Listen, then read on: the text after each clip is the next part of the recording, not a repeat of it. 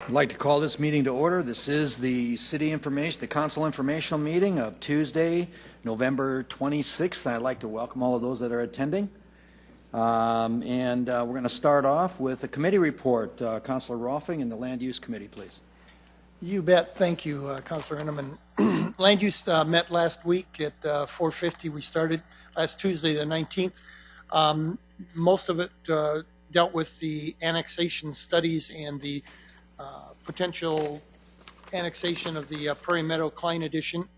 A lot of good discussion, because this is going to set precedents for taking in some of the other smaller developments that are situated around the outskirts of Sioux Falls now that the city has grown out to. And we need to take a look at how we're going to do that in a friendly manner, let's put it that way, and make it affordable for the people out there also to be annexed and to secure some of the services that we provide for them. So that they're coming back in January with some ideas on that. City staff is, and a couple of people from the addition were there also, and were very amenable to what we had kind of proposed. So we'll see what happens there. And then we had just some open discussion. I wanted to read into the records some answers that Chad Heavey had gotten back to me on dealing with some questions on. Now I'm trying to remember exactly what they were, but they were they had to do with insurance and how we can ask contractors, et cetera, to be part of be a named insured on some policies and we can on others. And I thought it was important to get that into the record, so that's what we did. That was it. Great, thank you. Are there any questions or any comments, Councilor Rolfing? Great. This is an opportunity for open city council discussion. Is there anything any member of the council wants to bring forward at this time? Councilor Jameson, please. A couple items. I'll check my calendar. I think I got this right. Today is the last meeting that I'll wear this kind of face. I was anxious. Wondering about that, by the way. I'm growing as much hair on my chin as Rolfing grows on his head. Or Kermit. I'm sorry. I shouldn't leave Kermit out. Anyway, it's been a little bit of a task, but it is to raise awareness to cancer, the American Cancer Institute. That's my purpose. I've tried to be clear about it because I'm getting a lot of looks from people who see me and they go, what are you doing?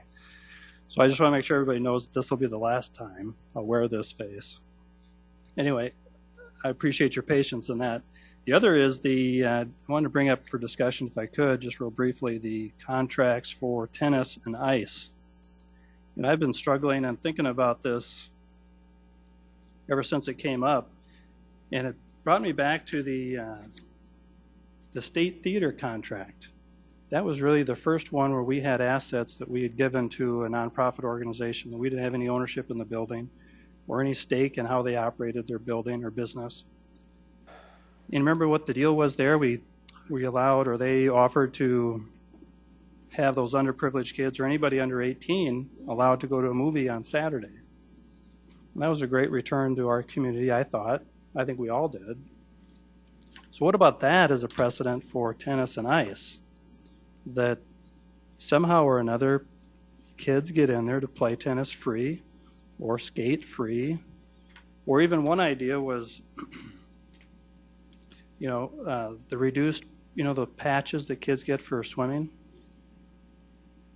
I don't know, something like that, but somehow to open the doors for everybody to get in and play. I think it follows suit with what we did at the State Theater. I don't know if that makes sense to you guys, but I just thought I'd bring it up. Mr. Chairman?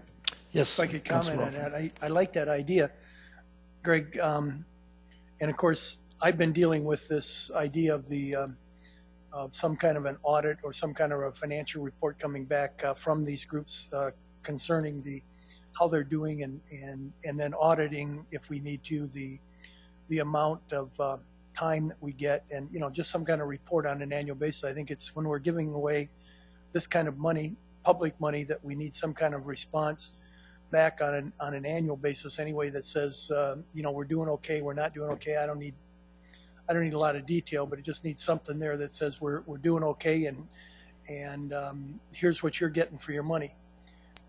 So I'm dealing with that too, trying to make sure that the citizens of Sioux Falls are kind of protected with the investment they're making there. Right, thank you. Councilor Anderson, please. So, Councilman Jamison, are you looking at doing any kind of amendment or anything to either one of these contracts? Well, I think it would be best to visit with both those groups just a little bit, but I think just by precedent of what we did for the State Theater almost sets it up that how do you do it differently? Who's going to be the next group to come, and what would we do differently?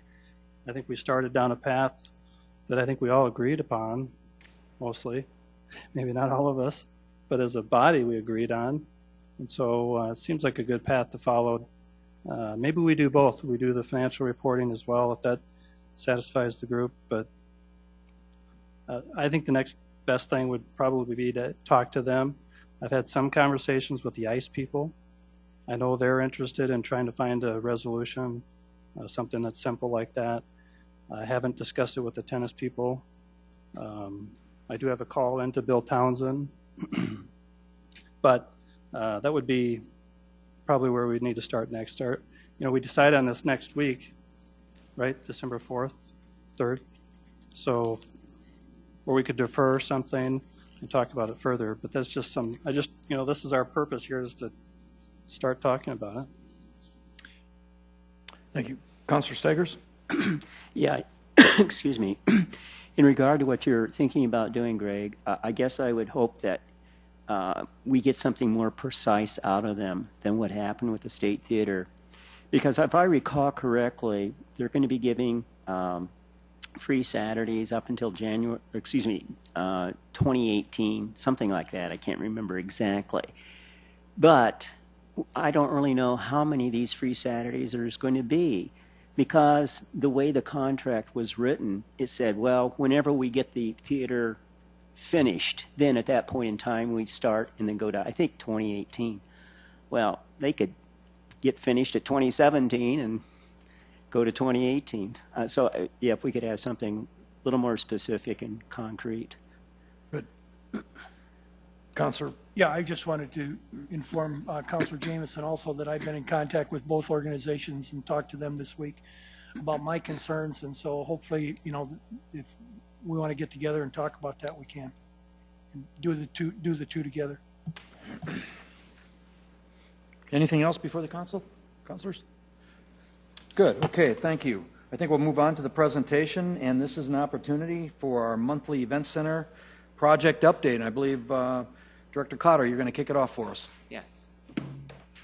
All right. Thank you, Council Chair and Council members, for the opportunity to come before you and give you an update on the build of the new event center. We've got a number of pictures and a number of presenters today to get you up to speed.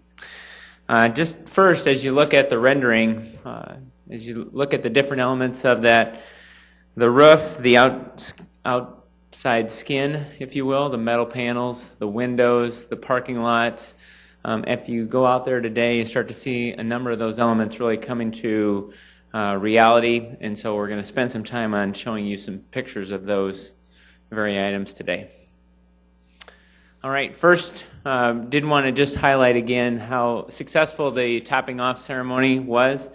I know a number of you were there, and it was a first for many of us, but just really a symbolic statement on such a key piece in the building, putting the last structural member in place, and then just learning what the American flag and the tree were on the beam. And so for those that weren't there, the flag is really representative of the American dream and pride of the American worker. And the tree, which will ultimately be planted on site, symbolizes that this is a very dangerous activity, especially the iron workers as they walk on those beams. It's been a very safe project, and it remains a very safe project, and those have been some of our project goals from the very beginning. The number of signatures that the community signed essentially filled the beam. I hope you had the chance to sign the beam, but it was certainly a project milestone and a memory for the project. All right, now we've got just a number of pictures to get you current on the build. The windows are being installed. The windows, as we go around all sides of the facility, there's a local contractor, Heartland Glass, that's installing all the windows. Brian Bowe, the project superintendent, just again, I'll talk to him on a frequent basis, and he'll talk to us about a local sub that he's been impressed with. This last week, he was just made it known that Heartland Glass has really impressed him on the quality of their work, the amount of resources that they bring to the job, and obviously a huge window project in the city, and just, I think, another statement on the strength of our local contractors. All right, this is truly a bird's eye view. If you're on top of the event center, this is the roof. You're up at about 105 feet. You can truly see every corner of the city. This is MJ Dawson. They're putting the roof system in place. They're another local contractor. They're nearly completely enclosed with the roof, and then ultimately we'll have a nice dry roof before any weather comes. This is also MJ Dawson's crews. This is the metal panel work that goes on the outside of the building. They're working on the east side of the building here, but there's a lot of metal panel work yet to go up, and we would expect the majority of that will be up by the end of January.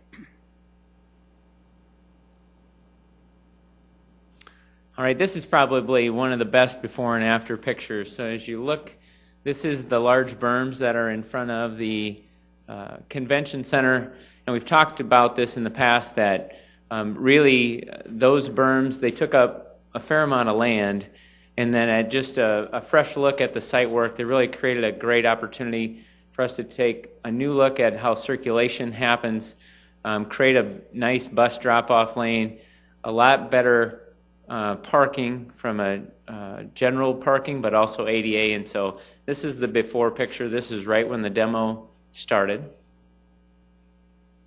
And then here's a picture we just opened up. The majority of the work is complete. We'll have a little bit of tie-in work to complete next year.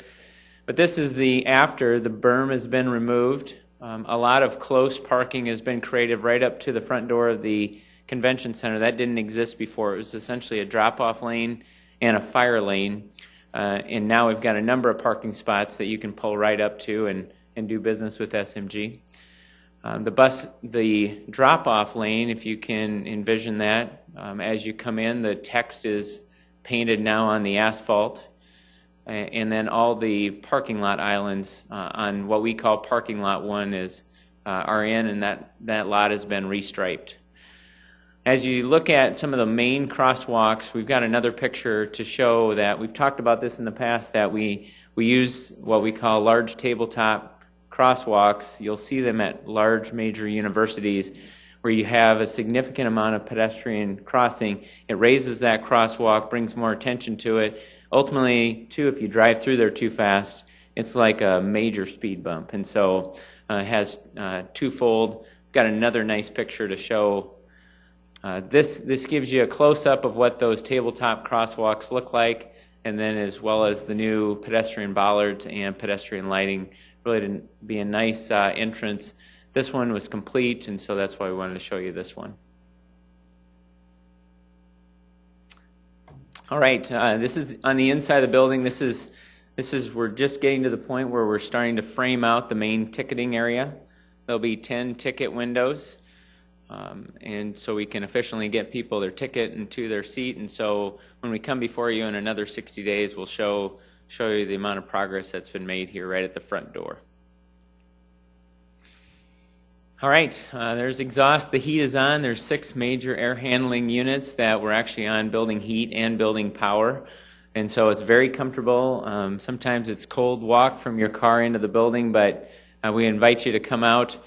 It's been, there's a significant amount of progress that's happened, and it's very comfortable inside. In fact, it's probably about 75 degrees inside. And so when you get the opportunity, please come out and see the progress. We wanted to show you some of the work that's happening behind the scenes on recycling. One of the areas that you get points when you fill out the documentation to be a LEED certified building is that you've got to have recycling practices in place during construction. We had a project approach to try to capture 50% of recyclable materials.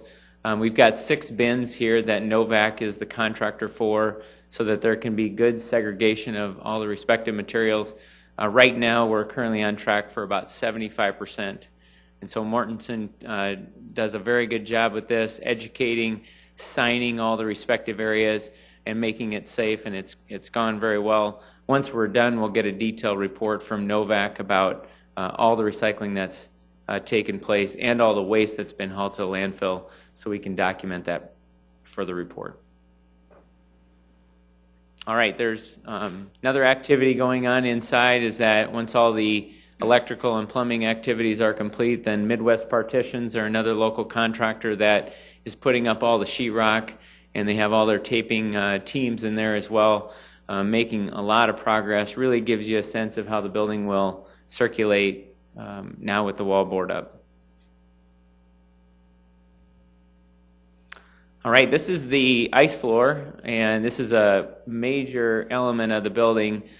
Simcoe is doing this work. They're by far the industry leader in ice floors. They have very tight tolerances. That area has been graded with a laser, and then ultimately they put 2 layers of coils down. This first layer is actually a heating system, because if you continually make ice, over time you'll actually drive frost in the ground. And so they first put in a heating system, and then they'll put in insulation, and then they'll put in the ice cooling system. And so this first element is on track. Now if you go out there, all the insulation is in and the vapor barrier, and they'll start to put in the coils to make the ice. This will have extremely tight tolerances for the concrete pour. The concrete will all be poured with a laser, checked with a laser, and ultimately so they can have a very consistent level of ice when they make ice for this building. All right, a couple other items that we're tracking that we want to have full enclosure in December. And so if there's areas that if you drive out there today that don't have windows, we've boarded those up, and so we can actually be on building power. Landscape and signage packages are due in November. We actually received landscape bids today. There's now a whole review process that will take place over the next 2 weeks. And then we've got one essential element to bid out yet, which is the signage, interior and exterior. Furniture, fixtures, and equipment. This is essentially all the equipment that it takes to build or operate this facility. We've worked on that list closely with SMG. It's about $3 million worth of equipment that will be procured. We've retained Tegra to really manage and drive that process. It's very detailed. Some areas take very long lead times, so we've prioritized the areas of this work to get those long lead times procured. And Darcy, the lady from Tegra that's doing this, did it for the Twin Stadium. They opened on time with their equipment, and that's why we wanted to go with someone that was proven in this area. They'll work closely with Tracy's team on purchasing to make sure that things get procured and purchased timely. And then we have a number of slides on technology. We recently took a trip to the Lincoln Event Center. Again, that's been kind of a nice complement to our event center. They've opened here this fall, and it's given us a chance to build relationships, but also ask them what have been some of their challenges and what are some of those areas that we can get out in front of so we don't have those same challenges. So there's really 2 things that they continue to work on that we feel like we're in a better position than they are, which is 2 things: cellular service and Wi-Fi.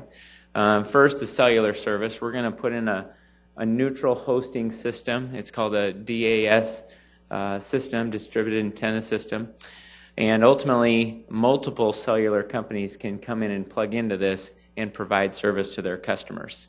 The picture on the lower right didn't show up, but that's one of those repeating devices that will be located throughout the facility to make sure we have good signal systems.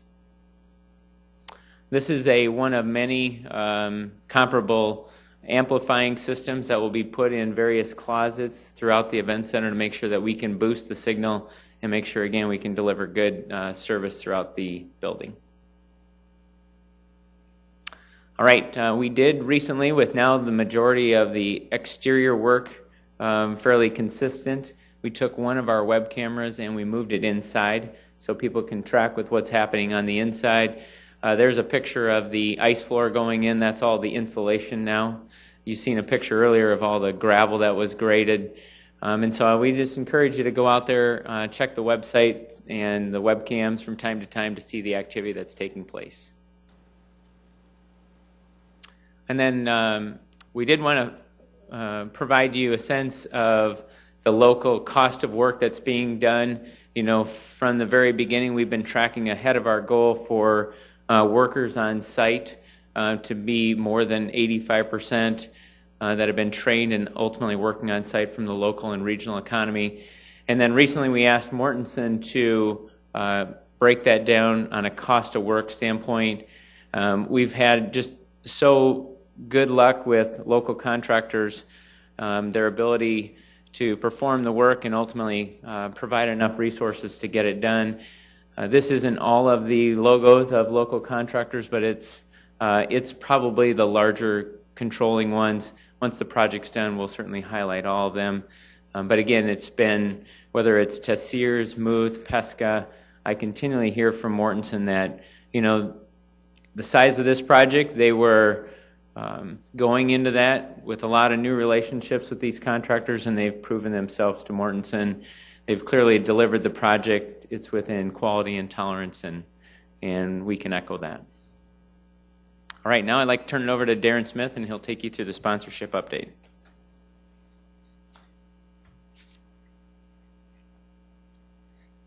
Good afternoon, Darren Smith, Director of Community Development. I like to start with this slide, and you probably noticed I continue to use this slide with my updates because I think it's a good way to continue to frame really the five major areas in terms of our abilities to generate a significant amount of private revenue to support this public facility. The naming rights, as you know, were secured almost a year and a half ago now, which is hard to believe, but it has been that long. Earlier this year, our luxury suites sold out in about 3 business days. And then also earlier this year, our entire inventory of loge boxes sold out in 29 minutes. So the sales process with premium seating to date has gone extraordinarily well. And next up in the premium seat category will be club seats, and we'll touch on that in just a second. Also, what we're engaged in really right now exclusively is sponsorship sales. And that's a good segue or a nice segue to this slide. As you know, we have announced 2 significant sponsorships, or what we're calling signature partner sponsorships, Mid-Continent Communications in the telecommunications category, and then more recently Pepsi in the soft drink pouring rights category. But we do have multiple deals that are pending right now that I would characterize as very advanced or in the final stages in terms of being reviewed and signed and so forth. So you'll be hearing more about those in the coming weeks and months. And again, the best way to describe those in general would be these are significant sponsorships for the most part that do deal with significant physical landmark areas, primarily in the new the Denny Sanford Premier Center, but also possibly in the Sioux Falls Convention Center and Sioux Falls Arena as well. And then there are other key category areas, for example, those related to food and beverage services, facility-related services, and beer. What's next? We will continue to focus like a laser on additional sponsorship opportunities. So once we're done with a lot of those significant sponsorships, again, we'll transition to exclusive LED digital advertising packages, and there will be a number of those. Some of those are already rolled into the significant sponsorships that we've sold or are in the process of selling. And then there will be other physical assets and areas. So in addition to those significant physical landmark areas and others, there are plenty of other physical areas in these facilities that have value in terms of someone sponsoring. And then finally, in the sponsorship and premium seating category, club seats. And right now we feel that the club seat sales process would likely take place in the spring of 2014. which is by and large a time frame that we've been targeting for some time. But as things are shaping up, it's impossible at this point to pinpoint a date or a specific time, but very likely it would be mid to late spring of 2014, and that's really an excellent time to do that. On a bit of an unrelated note here, I'm going to touch on this also. We have been engaging with the neighborhood in that larger event center area, formerly known as the West Sioux neighborhood. We've been engaging with them along with the project team off and on throughout this project and even before the project. And so we will be holding another open house event for the neighborhood. The neighborhood will be invited in a number of different ways: direct mail, through Mortenson's newsletter. Possibly we can use the robocall technology we have as well. So we'll make our best effort to get as many of the neighborhood folks there as we can. The meeting will be Wednesday, December 18th at 6 o'clock, and it'll be in Sioux Falls Convention Center meeting rooms 1 and 2. Today is essentially announcing this meeting, but we'll be doing a lot between now and then with press releases and other means to get the word out. And what you can expect and the neighborhood can expect us to talk about is to talk about the Russell Street project that we are in the middle of really and hopefully wrapping up next year, the Madison Street project that's upcoming, and then probably more importantly is the event center construction project itself and how it impacts that area. So those will be the topics, and we'll be answering any questions the neighborhood has that night. Next, I believe, is Tracy Turbach. Tracy?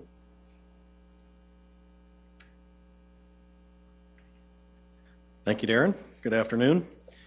We added a slide this month on as an operations update to talk a little bit about that. There isn't a lot of things to report on as it relates to operations, but there are some important things happening that will have an impact on operations. And I know last time there was a question regarding the tenant agreements with particularly with the sports team or teams rather.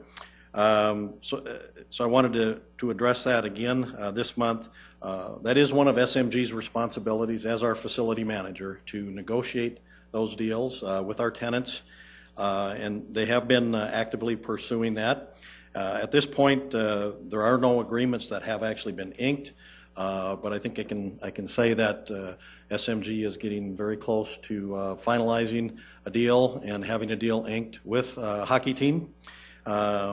So we hope to have that finalized fairly soon. Another of SMG's responsibilities relates to planning and carrying out a grand opening or a series of grand opening activities. And so there's a lot of work SMG is undertaking in that regard. There are a lot of different activities that will take place in conjunction with the grand opening. Everything from the super flush, I think you've heard Mark talk about that in the past, to more traditional kinds of grand opening activities with ribbon cuttings, open houses, certainly some concerts will take place, and those types of activities over the course of a number of days. And so that's something that SMG will be ramping up as we go over the next few months and approach our opening date. In addition, SMG's also been very busy promoting the facility. There's a lot of excitement and beginning to be a lot of interest in our new facility. I know Terry Torkelson is here. He'd be happy to talk more with you about what he's doing in terms of promoting and marketing the facility, if you want to discuss that a little more. On the slide, you can see a snapshot of an article that appeared in Billboard magazine earlier this month. Some very high profile, very exciting exposure for our facility. And in addition to this kind of exposure, I know Terry's been traveling the country from coast to coast, meeting with agents and promoters and those people that are in the business of entertainment. And there is truly a lot of interest in from the industry, and we're certainly eager to have SMG help us capitalize on the opportunity that this brand new facility presents for the community. In regard to the financial update, these numbers, of course, are through the end of October. In regard to the spending, we're at the halfway point now. You can see that the total project expended is almost equal to the amount of funds remaining of the $117 million. Since our last update 2 months ago, an additional $11.6 million has been spent, with really almost all of that on the construction. There's some additional ongoing architectural professional fees and so forth, but all but a very small amount has been on construction, and Mark gave a pretty thorough update on that. I mentioned this last time, and the last thing I'll mention today is again on the $2 million donation from Sanford. We will be bringing forward, probably after the first of the year, a budget supplement to formally appropriate those donated dollars as part of that project budget. So with that, we will conclude our presentation. I'll remind everyone that we'll be back in a couple of months for our next update, and turn it back to you to see what questions the council might have. Thank you. Thank you. Councilors, do we have any questions? Councilor Staggers, please. You have a question for Mark. Just a quick question. A constituent asked me, we're building this for $12,000. Is it still being built for $12,000, expandable to $15,000? It's being built for $12,000 for a basketball setup. You'll actually be able to achieve more than that for a concert setup, and less for a hockey. So the baseline has always been for $12,000 for a basketball setup. Then when we went through the engineering analysis, the natural place to grow this facility in the future would be on the east end, and we wanted to make sure that those footings that are planned for the east end could ultimately support an additional loading of an expanded building, and so those footings were beefed up to provide for that. I think the number is closer to 2,000 seats, 1,800 to 2,000 that we could ultimately achieve on the east end. So that would, for a basketball setup, would get you to about 14,000. Again, for a concert, you would go above that. Sure. Okay. Yeah, we were always told, 12,000 expandable to 15,000, but now it's maybe not quite 15,000. We always, when we went into this, the baseline was 12,000, and then we said we would evaluate what we can actually achieve with an expanded building. And so it would just be essentially building out that upper bowl. And again, if that happens in the future, those footings are established. But I don't recall ever saying it would be 15,000 exactly. Oh, okay. Okay. Yeah, I might add, Mark, that's my recollection too, and I was involved in a lot of the design thought processes and meetings and public hearings and that stuff too. I think for a concert we had talked about, we could be at around 13.5 using the entire floor right around that area. That's but right. we did beef up the footings, if I remember correctly, so that we could add additional seating, additional construction at a future point in time. That's right. I do remember that too. Thank you. Yep. Any other comments? Councilor Jameson, please. Mark, the commitment to the local economy. There's no doubt about that this project has a stimulus package to our economy.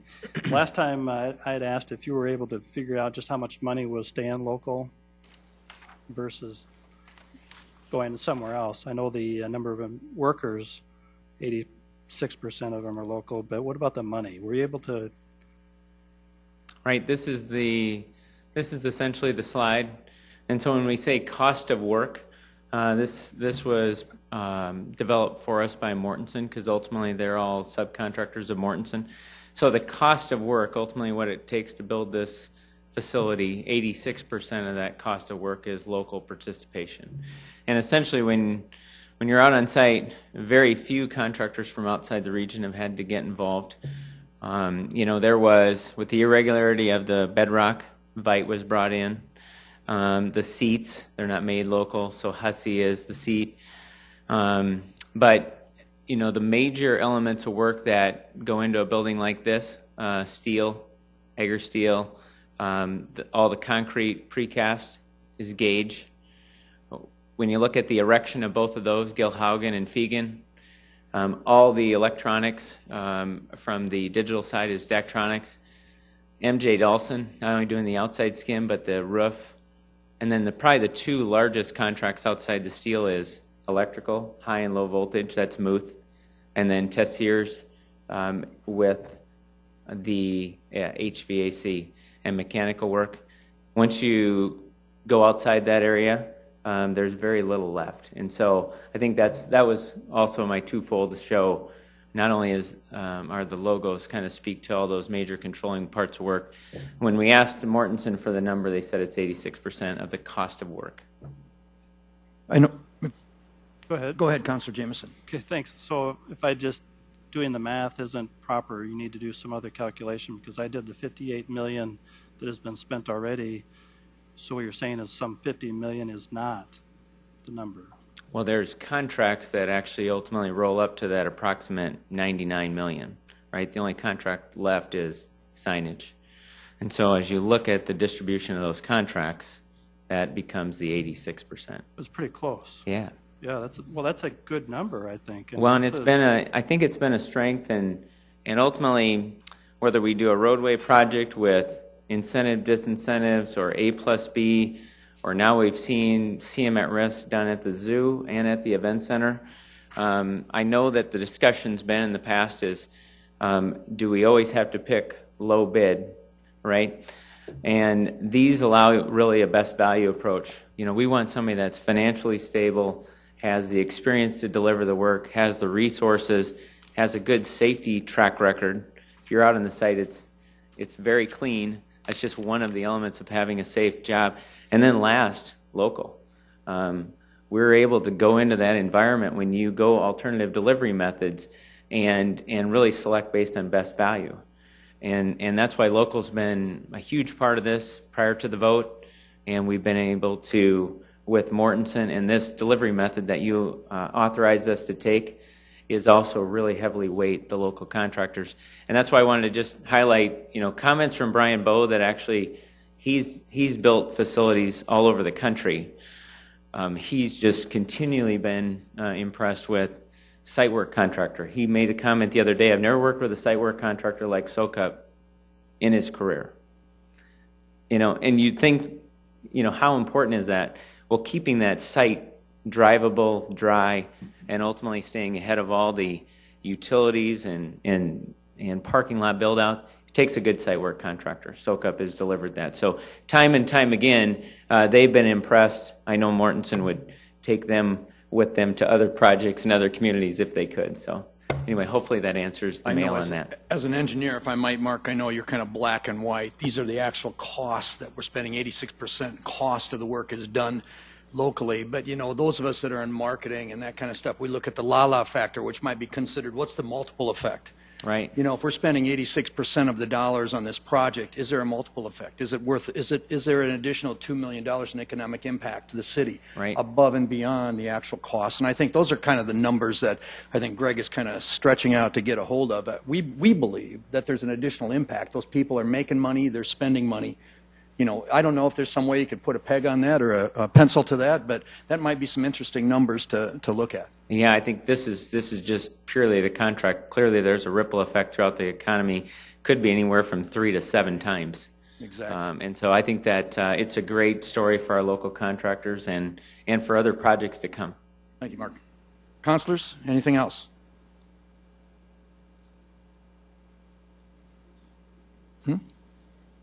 Maybe.